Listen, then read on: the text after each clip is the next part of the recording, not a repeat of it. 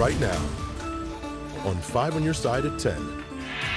A local director brings Hollywood to St. Charles. The Muni is like one of my favorite theaters in the world, so I'm excited to be really close to that. How Missouri's new legislation to lure back filmmakers is taking shape. Temperatures this afternoon reached 90 degrees again. It's the third straight day of 90. Plus, why that continues and when we may reach 100. The poor man was just trying to alert everybody. A Manchester resident is shot at trying to alert neighbors of a crime in progress. But it didn't stop suspects from breaking into more than a half dozen cars. Good evening, everyone. I'm Kelly Jackson. Right now, police are still looking for those 4 suspects who broke into cars overnight at the Country Stone Manor condominiums. 5 on Your Side's Robert Townsend went to the neighborhood today. He joins us from the newsroom with the latest. Kelly, tonight police at that Manchester condominium complex are still trying to figure this out. People there are breathing a big sigh of relief. They're glad their neighbor who was shot at is okay. Meantime, again, police are still looking for the mask-wearing guys who were breaking into cars. For several years, Georgia McGinty and her neighbors have enjoyed living at Country Stone Manor condominiums in Manchester. They say it's typically a peaceful place. I moved out here because I thought it was safer. This is a wonderful location.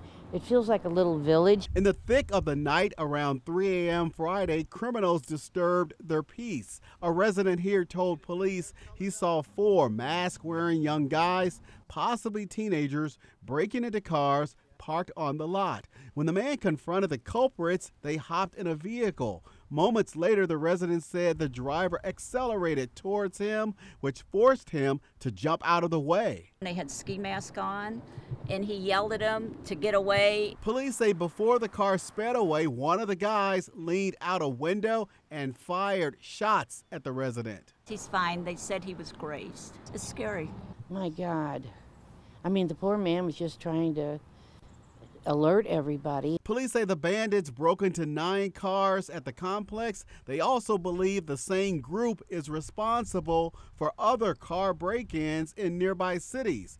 Meantime, people here are now on alert I always look around. and relieved their neighbor is still with them. He's got a good guardian angel. He really does. A business owner told me his security cameras caught some of the chaos and crime on video. Now, he also shared that with police. Meantime, Manchester police say if you know anything about the shooting or the car break-ins, give them a call. Thanks, Robert. Now to an update on a hit and run in Florissant. Tonight, a man is behind bars after police say he admitted to hitting a teen girl with his car and driving off. Hours ago, prosecutors charged Christopher Carnes with leaving the scene of an accident in the June 3rd crash. Investigators say he hit 15-year-old Turkia Jones on Lindbergh, leaving her with serious injuries. Jones's family tells 5 on Your Side she's now out of intensive care. Tonight, a 9-year-old boy is dead after he was hit by a vehicle this morning in O'Fallon, Missouri. Happened around 11:45 at the intersection of Harmony Lane and Vine Street. The victim was taken to the hospital but did not survive. Right now, he has not been identified. The driver remained on the scene and is cooperating in the investigation. Tonight, St. Charles County Police are warning people not to swim in retention ponds after a man drowned in one this morning.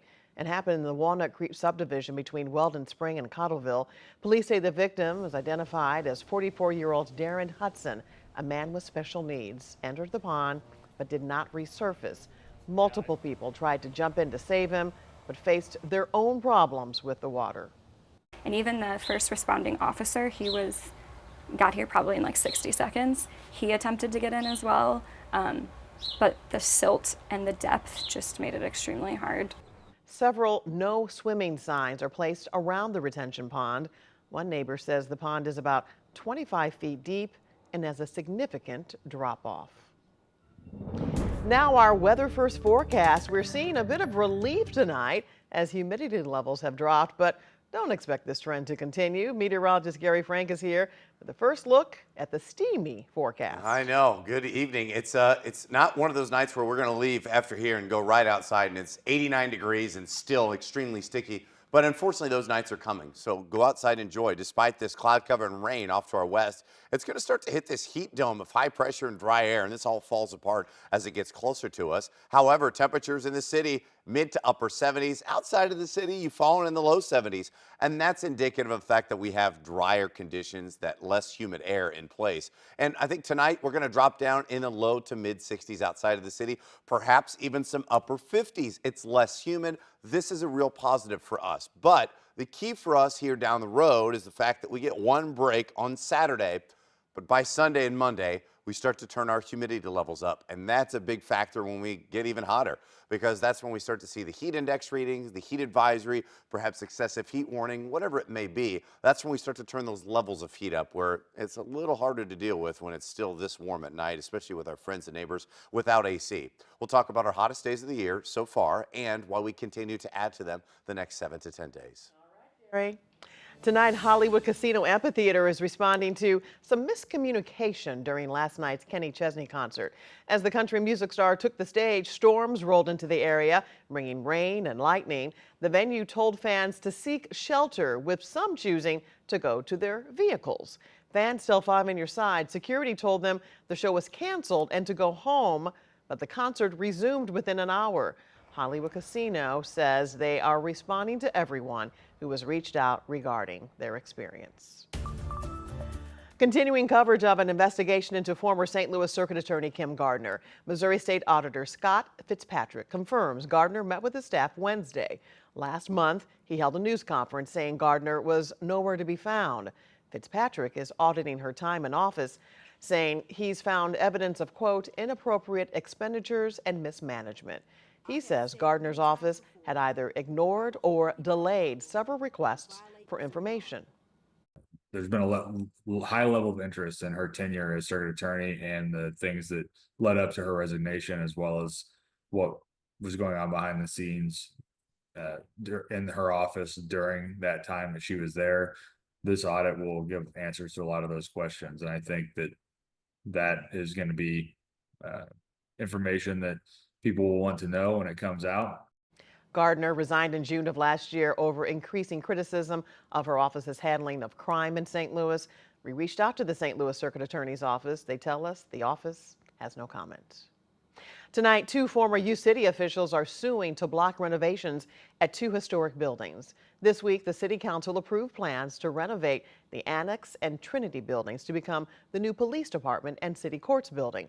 Former Mayor Shelley Welsh and ex-councilman Stephen Kraft argue this violates a city charter provision requiring voter approval to lease, demolish, or dispose of historic buildings. They're asking the court to stop the city from entering the deal. Right now, the city of St. Charles is getting its chance in the limelight. It's setting the stage for a new coming-of-age film thanks to recent legislation. New tonight, Annie Kroll explains how this 16-year-old story is helping open doors for the movie and TV industry in the Show Me State. Calling St. Charles home for the next few days is Dot Marie Jones, applauded as Coach Shannon Beast on Glee. For my character, from going through the domestic abuse to, 4 seasons later, becoming a trans man. So it was a ride. It was an emotional ride. I don't think I've ever cried as much as I did shooting those 5 years of working on Glee. Filming for 3 weeks instead of 5 years, Jones said she's excited to tackle crucial topics in the Mercury film's coming-of-age story, Greg's Going to Rehab, a film drawing on St. Louis director Chris Lawing's decades-long journey with alcohol and sobriety, all shot at Lindenwood University and St. Charles High School. And I always think it's super dope to be filming in on location, in real high schools, mainly because I never went to high school, so every time I walk around I'm like, ooh, are these real lockers? That's so cool. Led by Connecticut native Cameron Mann, the incoming University of Michigan freshman had never been to Missouri. I like when I go somewhere and a lot of the people are locals, because I get to talk to them about what it's like to live here. And they tell me where to go, what to see. And it's always a very fun time. Back in 2013, Gone Girl was shot in Cape Girardeau, the last big-budget film using Missouri's former film incentive, making the city $7 million richer, according to the Visitors Bureau. While Up in the Air and Fever Pitch both use St. Louis as a backdrop. Greg's story won't be getting the new Missouri tax credit, but it has brightened Missouri's cinematic spotlight.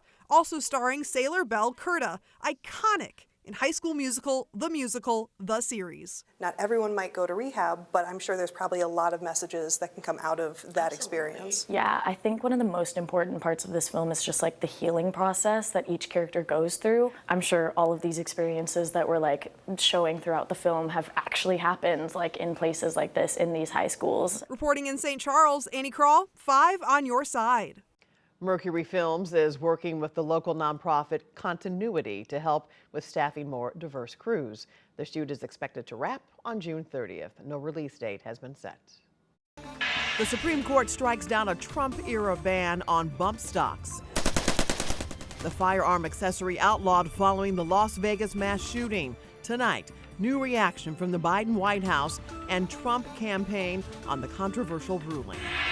Whether you're celebrating Father's Day or a recent grad, there's plenty of hot deals this month. Tonight, we're tracking the products that can fetch you a bargain.